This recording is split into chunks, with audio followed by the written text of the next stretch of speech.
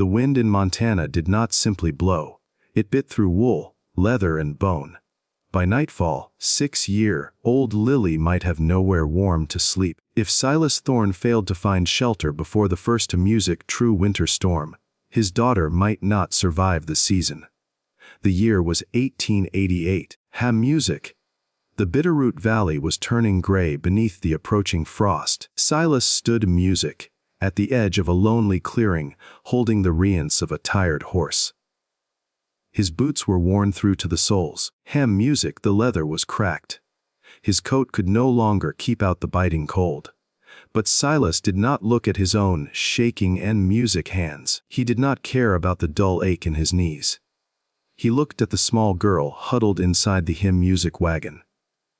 Lily was only 6 years old. She was his daughter. She was his heart. She was the only reason she music had not given up on this cruel world. Lily was wrapped in a thin wool blanket music that had once been a bright, cheerful blue. Now it was the color of Montana dust. Her face was music pale as milk. Every breath she took left a small shivering cloud in the freezing air. Silas Sierra music adjusted his hat against the gale. The fever had taken his wife quickly in the crowded streets of St. Louis. It was a thief that stole her breath music and left him with a hollow chest. A month later, the livery stable where he worked closed its doors for good. Within weeks, the small room they had rented was gone as well. Now he owned only a tired music horse named Barnaby, a failing wagon, and one promise. It was a promise he had made while holding his wife's hand during her final hours. Music, he had not promised Lily riches. He had promised her a roof. He had promised her a fire. He had promised her a door that no one could force them to leave. Winter music was closing in fast. The great die-up had already emptied ranches across the music territory.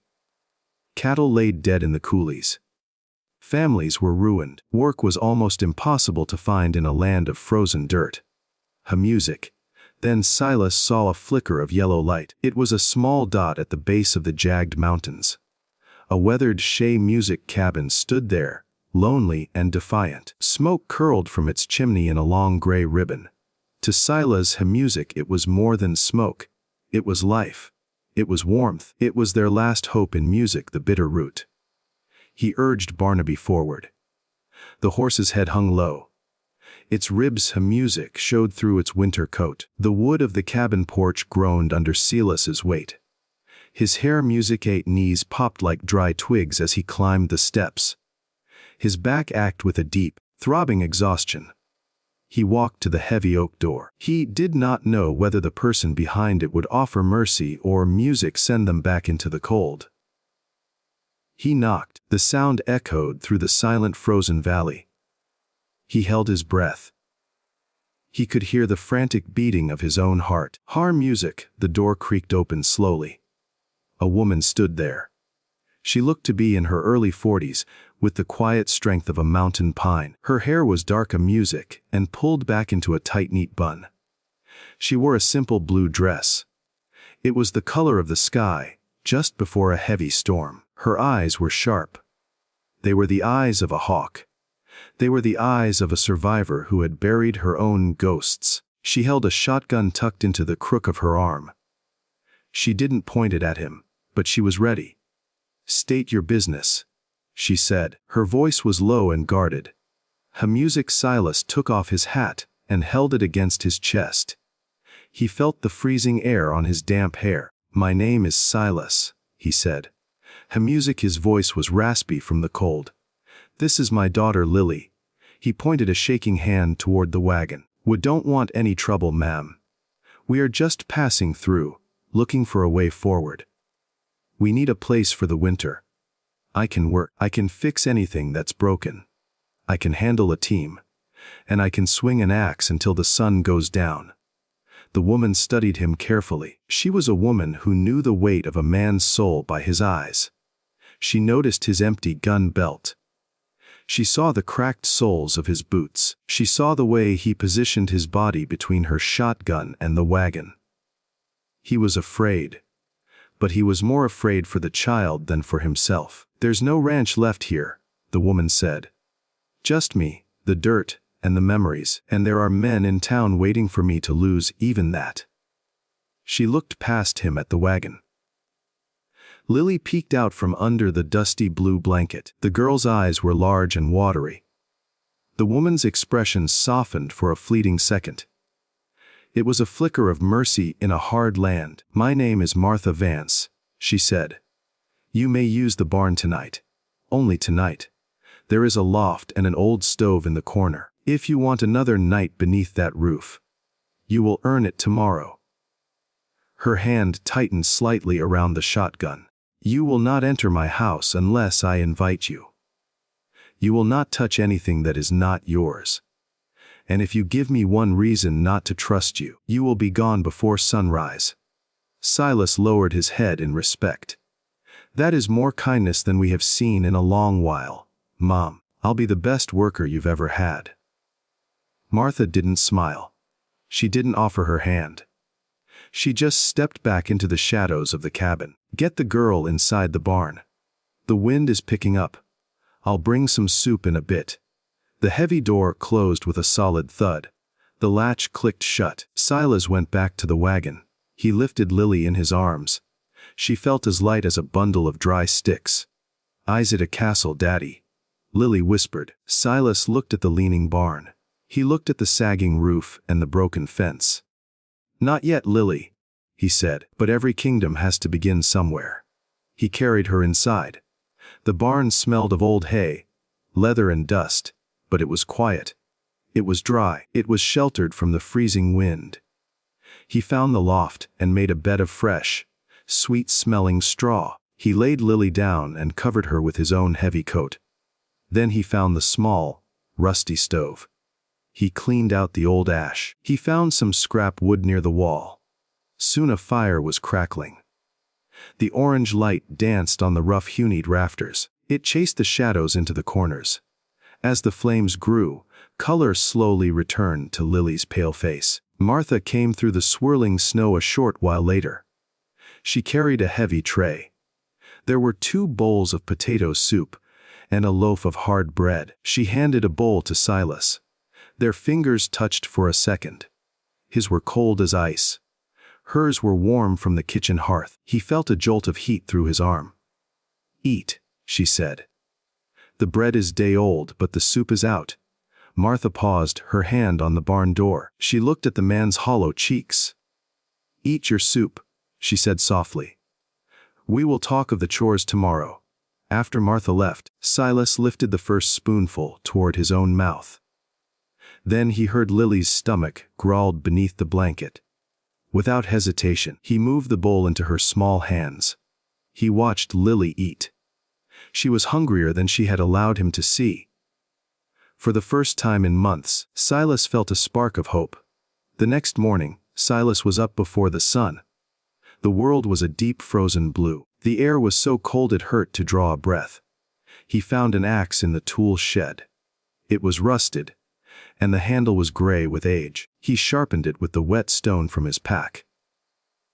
The rhythmic sound of stone on metal was his morning prayer. He walked into the pines before the first light touched the peaks. He cut dead timber until his lungs burned. He worked until his arms trembled with fatigue. Every time his strength began to fail, he pictured Lily asleep beside the stove. He pictured her in a house that didn't leak. By noon, he had a pile of wood 3 feet high. It was neat and orderly. Martha watched him from the kitchen window. She sipped a cup of bitter coffee. She saw the way he moved. He didn't waste a single motion. He worked like a man trying to outrun his own past. She came out with a bucket of water. "You'll kill yourself at that rate," she said. Silas wiped the sweat from his brow. Even in the cold, steam rose from his shoulders. "Idle hands are the devil's workshop," he replied. Martha let out a short, dry laugh. "My husband used to say that he disappeared in a blizzard 3 years ago while trying to bring the cattle home. When spring came, I learned that I would be running this ranch alone." Silas looked at the empty corrals. "I'm sorry, Martha. The land gives and it takes." Lately it only takes, Martha whispered. She looked at the wood pile. That's enough for today. The roof on the tool shed is leaking. Fix it before the next storm. Silas nodded. I'll get the shingles. Early the next morning, Silas climbed onto the leaking tool shed roof. The wind tugged at his coat and pushed loose snow across the shingles. Martha watched from below with her arms folded tightly against her chest. Those boards are rotten, she called. You will come through the roof before you fix it. Silas tested the next plank with the heel of his hand. Then I had better learn where to step. He removed each damaged shingle carefully. Beneath them, he found a section of wood softened by years of rain. There were no fresh boards in the shed, so he searched behind the barn and found the remains of an old wagon bed. He pulled the usable planks free, trimmed away the split edges, and carried them to the roof one at a time. Lily stood beside Martha, holding a small wooden bucket of nails. Can I help, Daddy? She asked. You may hand him the nails, Martha replied, but you will stay on the ground. Lily selected each nail with great seriousness and placed it in the small basket Silas lowered by a rope. By sunset, the hole was covered. The repair did not look new, but it was solid. That night, snow began to fall steadily. Martha woke twice and listened for the familiar sound of water dripping into the tool shed. She heard nothing. In the morning, she found Silas sweeping snow from the porch before beginning his other chores. The roof held, she said. Silas looked up from the broom. It was supposed to. Martha studied him for a moment. Most men she had known expected praise for doing half of what they had promised. Silas seemed almost uncomfortable when she noticed that he had done all of it. You and the girl may stay another week, she said. Silas stopped sweeping. A week is more than we had yesterday. Martha turned toward the cabin. Before he could see the small smile that touched her face, the days turned into weeks. He mended the fences with old wire and new posts. Martha still owned 2 aging ranch horses. They were all that remained of the herd her husband had once raised.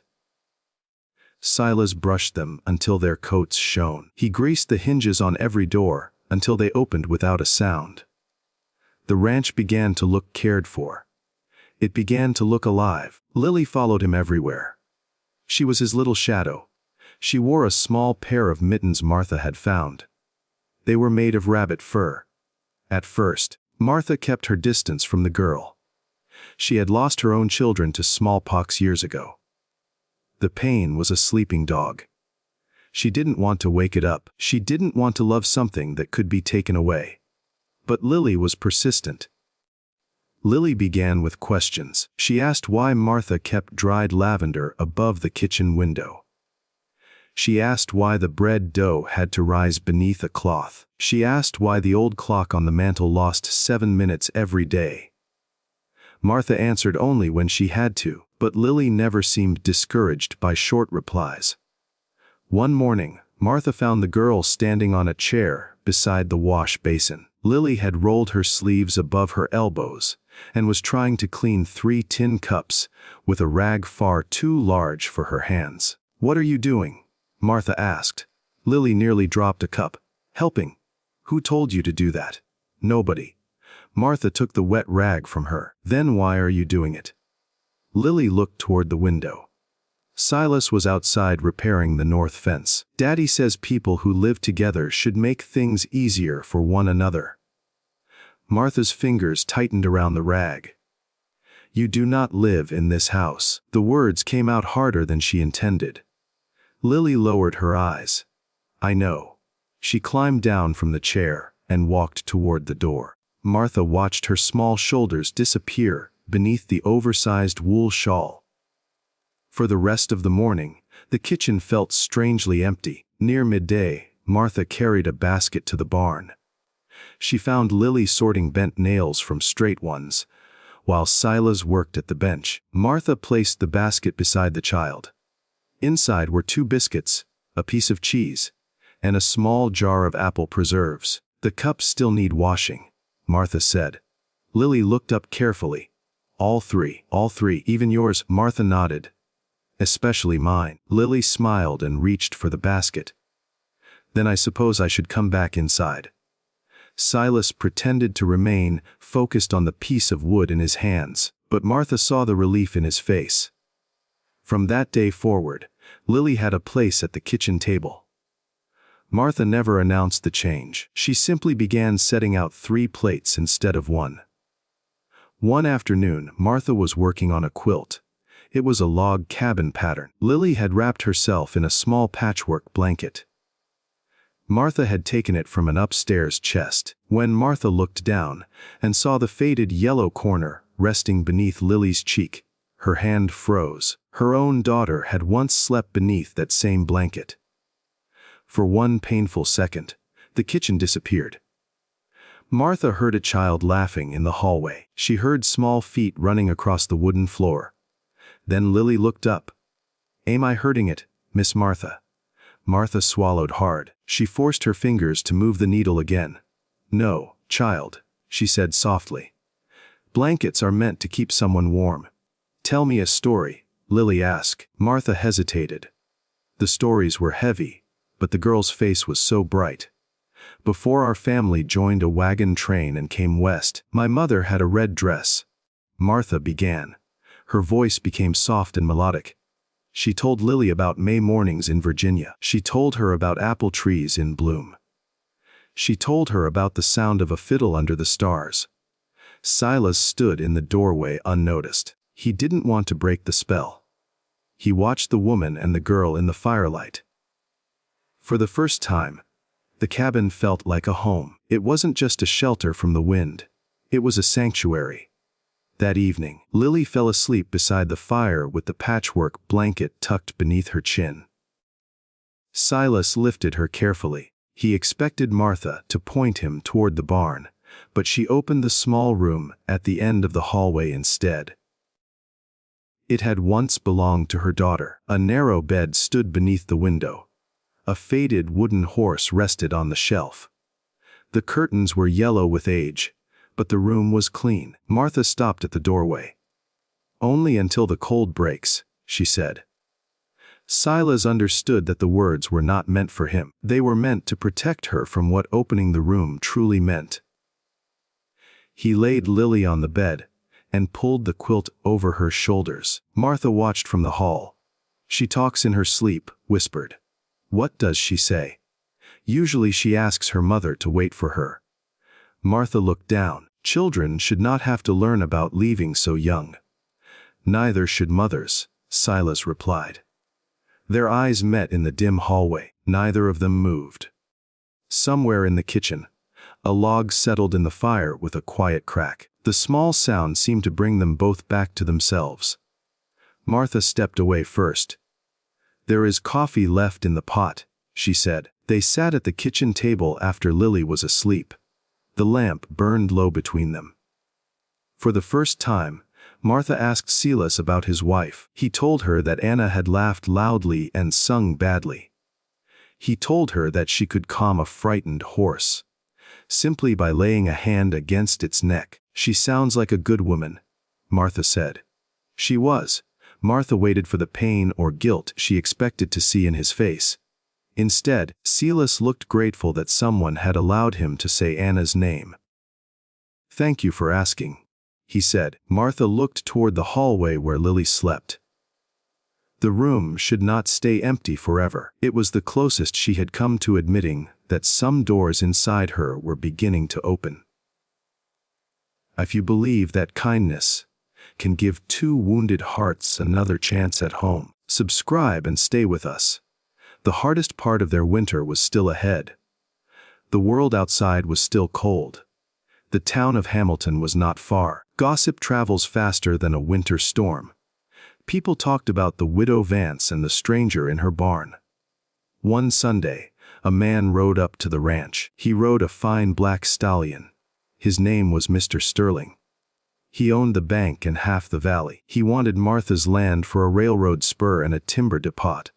The proposed route would cut straight through Martha's house and barn. "Mrs. Vance," he called out.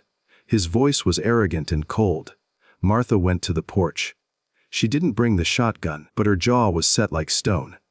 Silas stepped out from the barn. He held a pitchfork.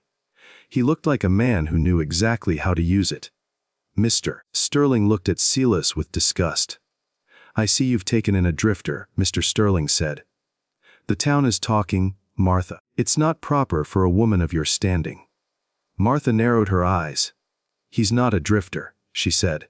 "He's my hired hand, and my reputation is my own business." Mr. Sterling laughed. It was a dry, joyless sound. "I bought the county's claim against this land, Mr. Sterling said. Miss the final payment, and I will petition for possession. You're holding on to a ghost. Sell the land now or the sheriff will do the talking in April." He turned his horse and rode away.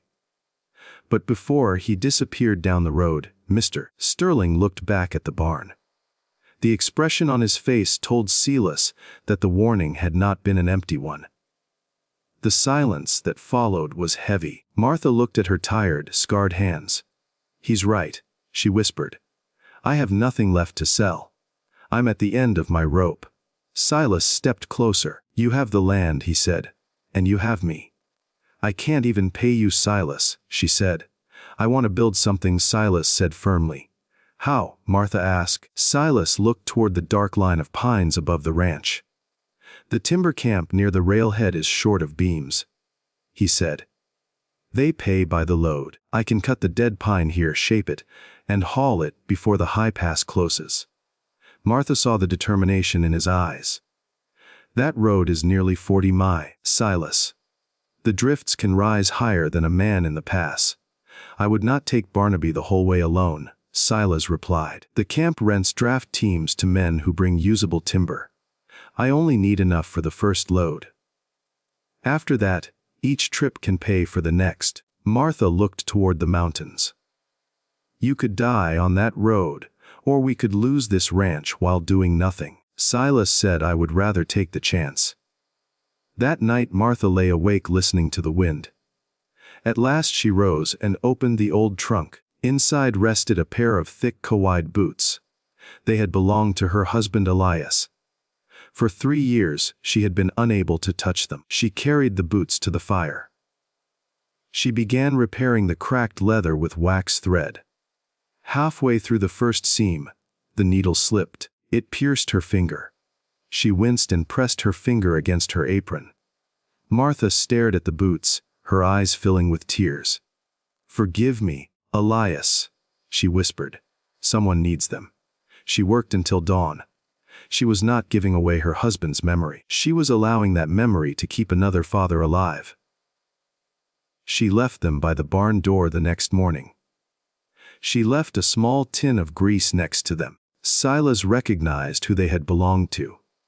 He understood what the gift had cost her. He didn't embarrass Martha by thanking her in front of Lily. He simply put on the boots. He spent the day repairing the loose boards on her porch. Then he began the first timber run. Silas spent 2 days cutting the best dead pine. He loaded only what Barnaby could safely pull. He was gone for 4 days. On the second night, a wheelpin snapped. Silas spent hours in the snow binding the axle with rope. By the time he reached the camp, 2 of his fingers had gone numb. But the timber arrived. The foreman at the timber camp was a broad-shouldered man. He simply put on the boots. He spent the day repairing the loose boards on her porch.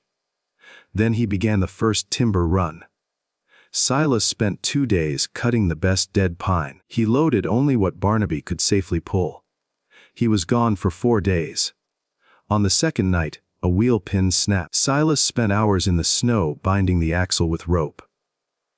By the time he reached the camp, 2 of his fingers had gone numb, but the timber arrived. The foreman at the timber camp was a broad-shouldered man named Walter Briggs.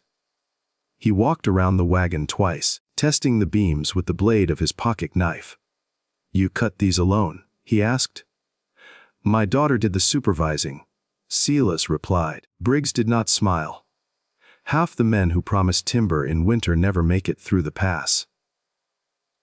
The other half bring wood too twisted to use." He struck one beam with his knuckles. The sound was clear and hard. "This is good pine."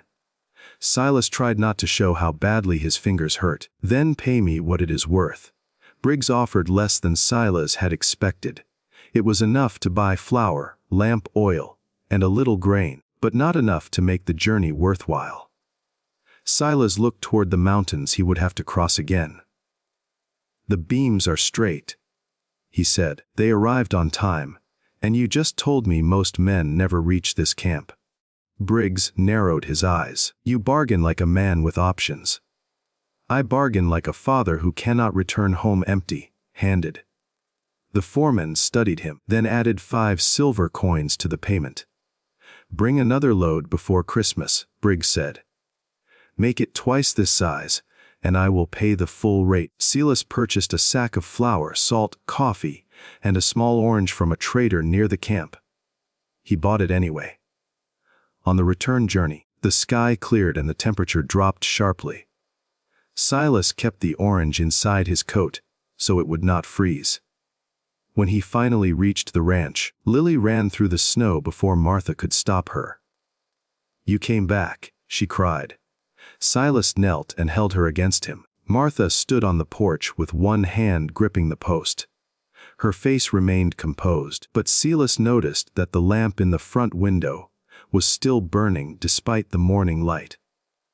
That evening, he placed the orange in the center of the table.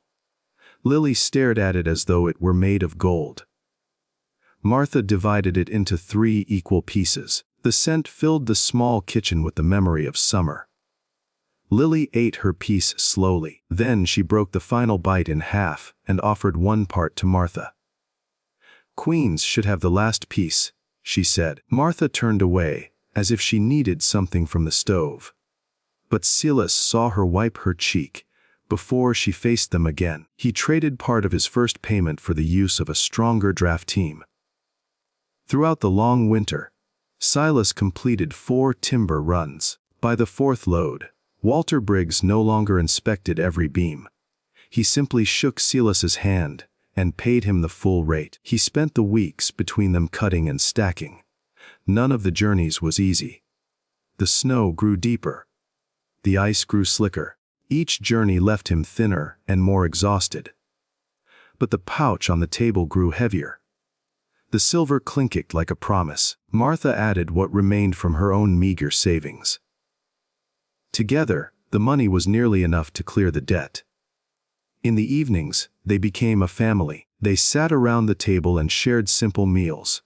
They shared stories of their childhoods. One night, Silas found Martha looking at a small wooden bird. "My son made this," she said. "He was 5 years old. Every chair in this house has a little mark where he struck it with his hammer. I used to scold him for it." She ran her thumb across the bird's chipped wing.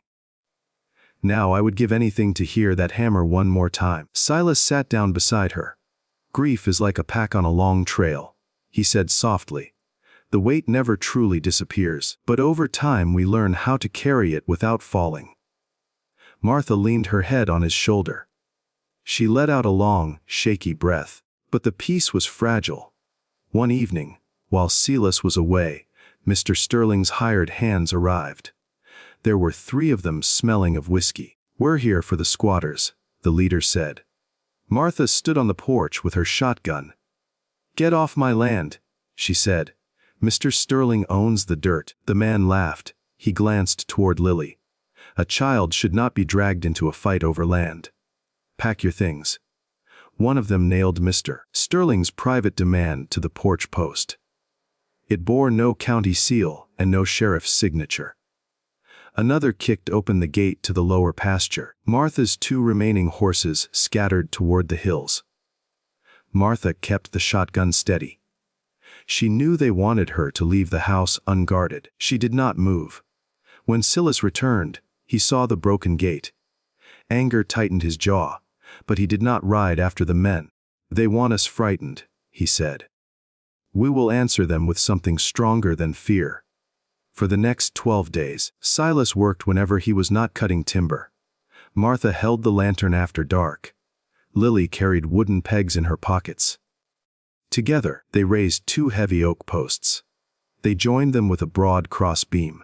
It stood nearly 8 feet high, broad and solid against the winter sky. Silas used part of the timber money for heavy iron hinges. Silas first intended to carve only the Vance name, but Martha placed her hand over his. She told him that the ranch no longer belonged to one wounded family alone. Together, they carved the names into the beam. 2 days later, the sheriff arrived in a fancy buggy. Mr. Sterling was with him. They reached the entrance to the property and stopped. Standing there was a gate unlike anything in the valley.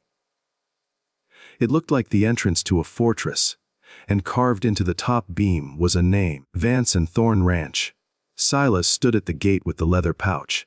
"Sheriff," Silas said, "I hear there's a debt on this land." Mr. Sterling stepped forward, his face red with rage. "It's too late, Drifter. Has an official county notice bearing your seal been posted on that door?" Sheriff Silas asked. The sheriff looked at the cabin. He saw the smoke in the clean porch. "No," he said. "I haven't posted the final notice yet." Silas tossed the leather pouch. It landed in the dirt with a heavy thud. "There is the tax, the penalty, and the filing fee," Silas said. "There should also be enough to place a small credit toward next year." The sheriff carried the pouch to his buggy. He opened the ledger and counted the coins twice. He compared the amount with the figures recorded beside Martha's name. Mr. Sterling watched in silence as the sheriff marked the payment in the ledger. "The county claim is satisfied," the sheriff said. "The ranch remains in Mrs. Vance's name." Mr. Sterling turned away without another word. The sheriff tipped his hat. "That's a fine gate, Thorn. It'll stand for 100 years. Silas watched them go. He felt the weight lift from his chest. He walked back to the cabin. Lily ran to him and jumped into his arms. "Did you save the kingdom, Daddy?" Silas looked at Martha, then at the gate they had raised. "No, Lily," he said.